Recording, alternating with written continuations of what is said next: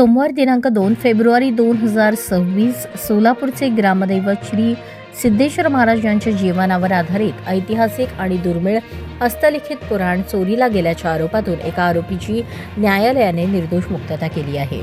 प्रथम वर्ग न्यायदंडाधिकारी बिराजदार यांनी हा निकाल दिला आहे. श्री सिद्धेश्वर महाराजांचे चरित्र कवी राघवान यांनी 1940 मध्ये हस्तलिखित स्वरूपात लिहिले होते. सुमारे 50 पानांचे हे ताम्रपटावरील पुराण एका लाकडी पेटीत फिर्यादीच्या वाड्यातील पूजास्थानी ठेवण्यात आले होते.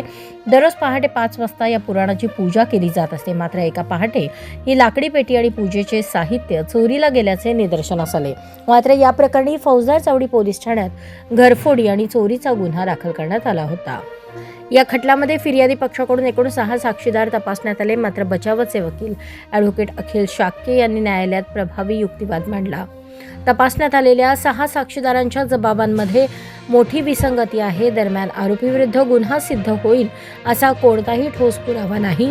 न्यायालयाने हा युक्तिवाद ग्राह्य धरून पुराव्याअभावे आरोपीची निर्दोष मुक्तता केली.